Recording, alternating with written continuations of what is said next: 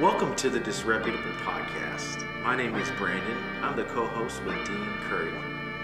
We're so excited that you're tuning in. We have so many things planned. You're in for a special treat. Over the next few episodes, you're going to hear different things about life, leadership, but you can count on this. It's probably going to be disreputable. So if for whatever reason you've already arrived, or people like you just as you are, maybe this isn't for you. But if you found yourself at some point with a disreputable reputation, then this podcast is for you. Thanks for listening. Hey, everybody. Thanks so much for listening to our Disreputable podcast, Yes. Episode 5. Episode 5. Thank you for being a part of it, and thank you for sharing these, because I'm glad people are passing them around. Yeah, people have been so kind, They man. really have been. It's been great. Thank you to BD Local for letting us use their studio. Such a great place, and we're just honored that we could be able to do this. I love partnerships. Well, you're good at them. Yeah, well, thanks, man. Hey, so we are in Episode 5, and I know we've kind of been not really all over the place, but things have just kind of been connecting piece by piece. Mm-hmm. And I think in some ways we've done a great job because, you know, this is the Disreputable podcast uncut. And so the reason why we chose to do uncut, I want to just throw this out there. The reason why we chose to do uncut, because this isn't like, oops, we messed up here, scripted on this one. You know, it's like. Yeah, we want it to be raw. Yeah. And we want people to hear us process. Right. And not just spout, principles. A couple little facts that you got off of Google or something. Okay, Right. so this perfect lead into what we're going to talk about today, because you said the word process. And I was challenged by this question. How do you make something out of nothing? How do you find opportunity in the middle of nowhere? And I've been just thinking about that term because I feel like we have so many friends or colleagues or people we maybe not even know that are in our lives, and even people that are listening, and they just feel like they're stuck. Yeah. And I don't mean like stuck in the middle of Montana. I mean like stuck mentally. All apologies to the people. Yeah. 19 of you. Yeah. We're sorry about that. Right, yeah. But you know what I'm saying? Yeah. And when you said the word process just a minute ago, I thought to myself, I wonder if people don't just take time to process. I wonder if people don't take time to just think about their life and how they got to where they are. Right. And how to. I was working out the other day, and You look good, bro. I know you're waiting. That Thanks, man. pause was for me. that was yeah. Thanks. Affirmation is my love Yeah. language, and that's so funny. And so I pulled my ear pods out because I don't have the buds yet, and my cord was just crazy tangled, and it took me like 3 minutes, and I kept trying to, and then I got to stop for a second. Why don't you go to the end of it and then trace back, and then you can figure out where that knot is, because I think a lot of times we go straight to the knot and we just want to start prying away at it, but really I needed to go to the end result. Yeah, and kind of pull back, That's good. That's good philosophy, because lots of philosophers have talked about starting with the end in mind. Socrates was all about that. Right. So you start with what kind of person do you want to be? Sometimes people in self-help classes will ask the question, what do you want them to say at your funeral? What do you want on your tombstone? Those are all techniques to get us thinking about where do you want to end up? Because we need to know if you want to go to Los Angeles or Toronto, because those are two totally different directions. Right. So part of getting moving is processing where you want to end up. Okay. Because if people feel stuck, Right. we can move Yeah. in any direction. Yeah. But first we got to figure out which direction you want to move, because you might be going backwards. Yeah. So lots of professions have words for this. Writers call it writer's block. Okay. That's where you're like, I don't have anything to say. Right. Other people talk about the idea of being stuck, or athletes talk about being plateaued. Yeah. Absolutely. Runners talk about the wall. Yeah. Everybody hits it. Yeah. So we have to learn how to get through it. Yeah, it's interesting you said because okay, so if riders, runners, people that work out, we all then it almost seems like we live in this life that we feel like we're never going to run into that moment. You know, I can remember not to take this whole podcast about Brandon's working out deal, but I can remember, asking a trainer, okay, man, I just feel like I've been doing the same thing. I feel like my body's not performing. I don't feel like, and he said, then you need to switch up the regimen. You need to shock your body in a different way. Okay, so that's in the weight room, and I'm sure that applies to maybe in the writer's block stuff. But what about for the business owner? How would a business owner or a dad or an entrepreneur or a college graduate or a high school student, how would one shock their body, shock their mind, shock their heart to challenge them to be unstuck? I tell people to look outside their field. So if you're in the music field, look to literature. If you're in literature, look to business. If you're in business, look to the arts. I'm inspired by. I think I was telling you this the other day. That because you and I, we ask each other questions. I think good questions. But we were talking about what inspires us right now. To me, painters inspire me. I was watching David Hockney, the great English painter. He's the highest paid living painter.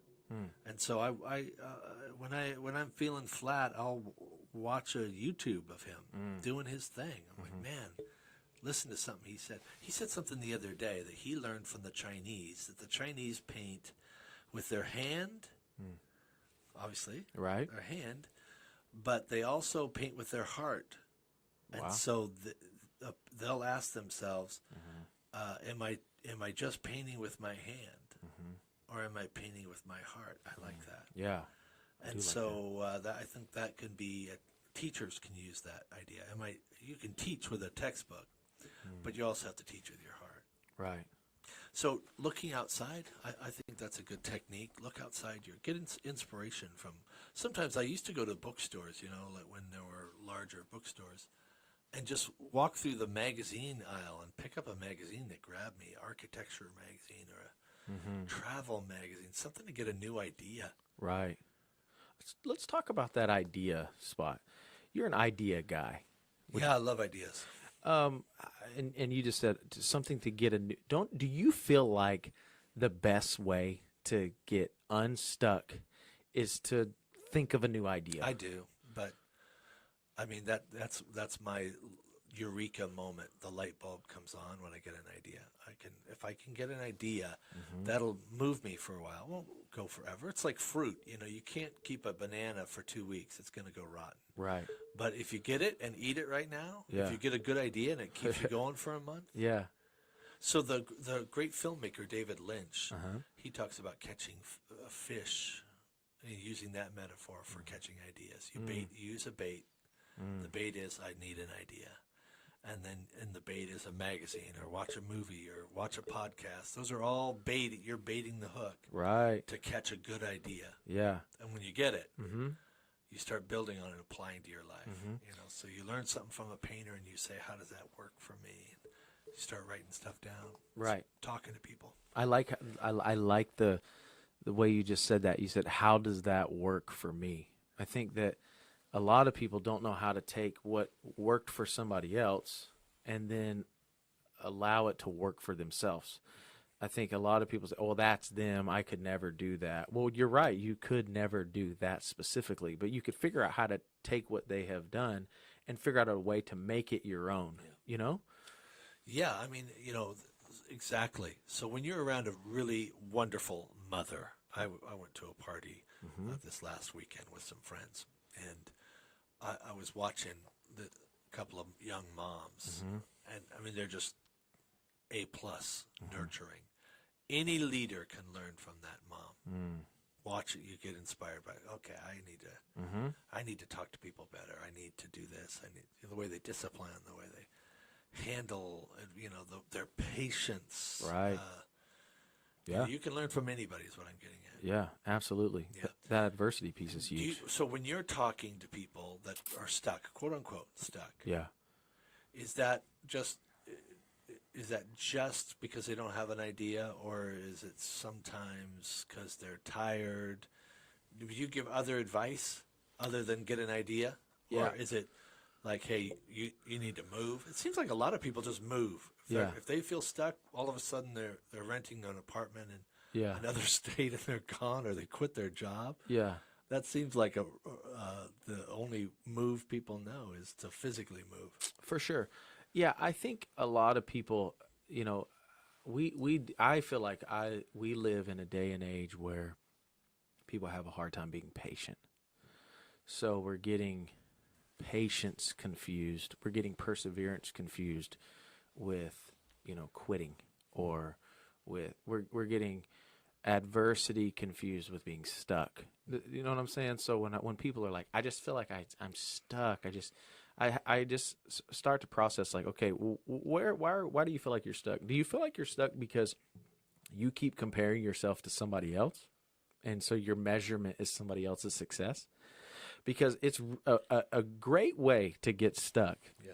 Is by paying attention to everybody's life but yours. That's good. And that's a problem in our social media world. 100%. So this guy's got a bigger house. This guy's dressed nicer. This gal makes more money. She's got more kids. They have a higher position.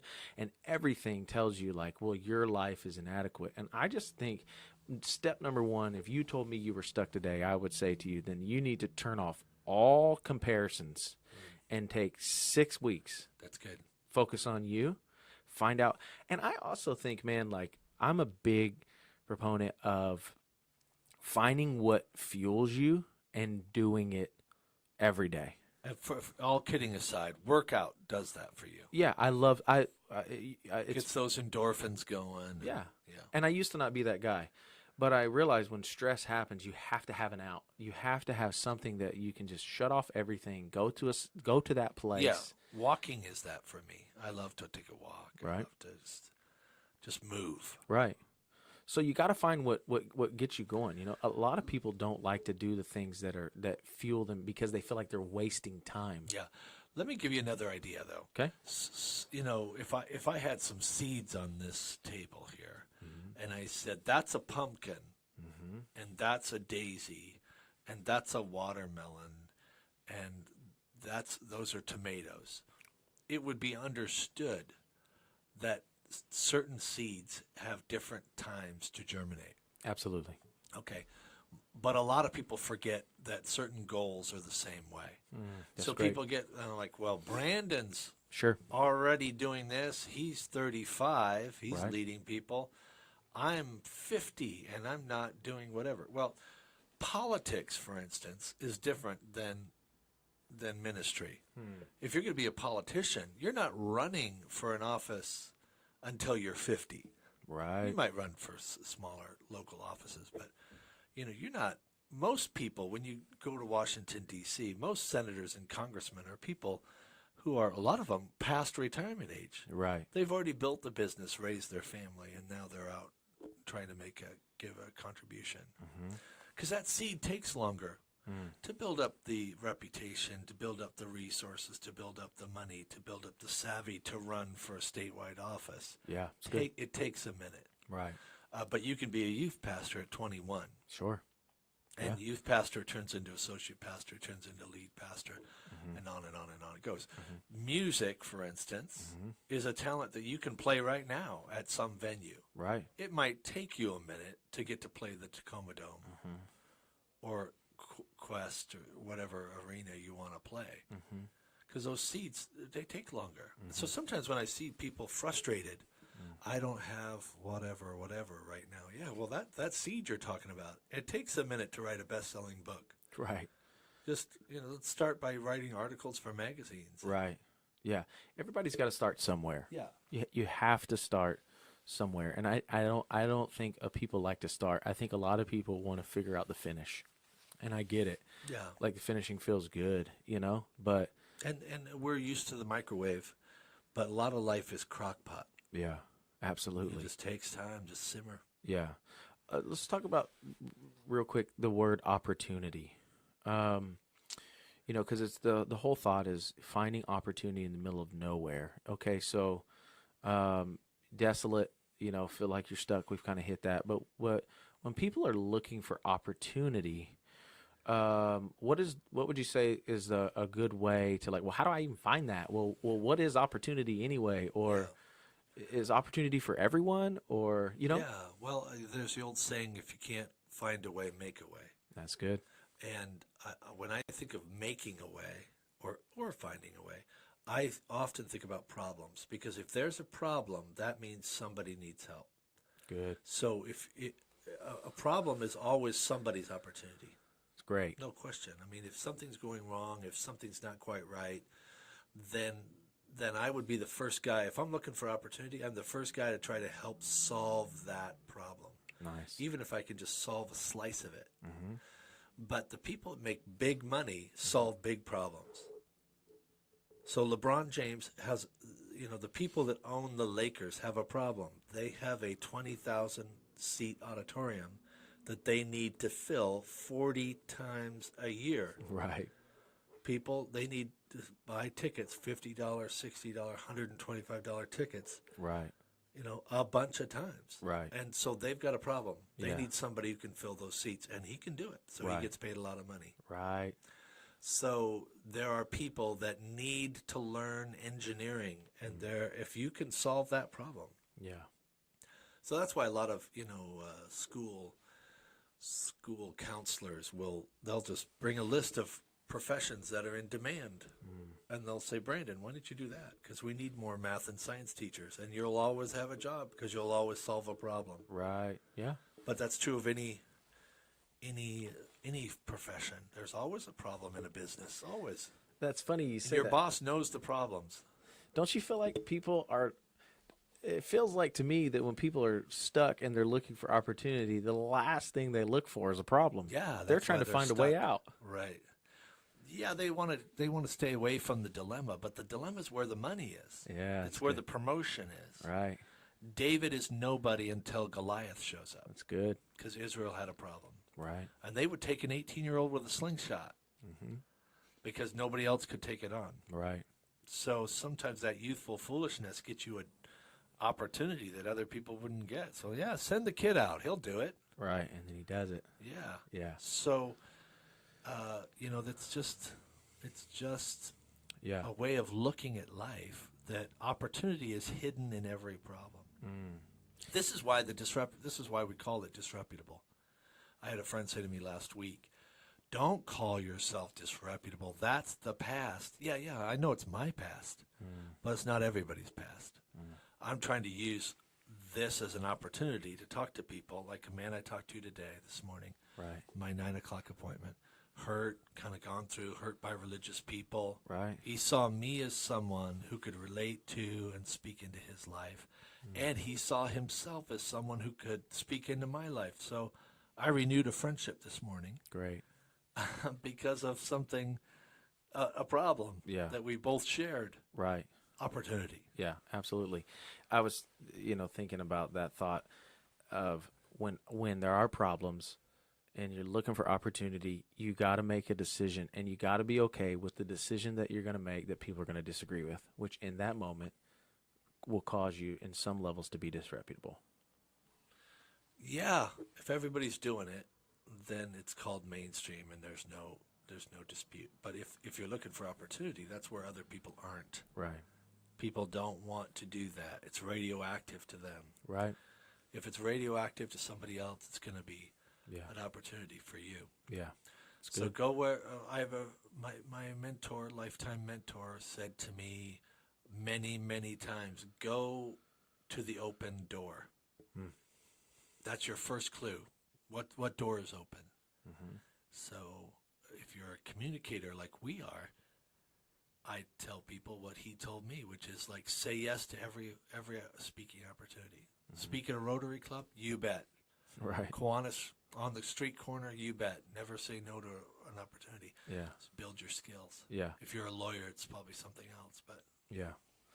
That's so good. Well, man, I hope these podcasts are helpful to you that are listening and you that are watching. We're so grateful that you're tuning in. And thank you, Dean. Thank you for all your wisdom, man. yeah, no, thank you for yours. It's great to do it together because we learn from each other. Yeah, absolutely. Okay, well, until next time, thank you so much for listening. Peace.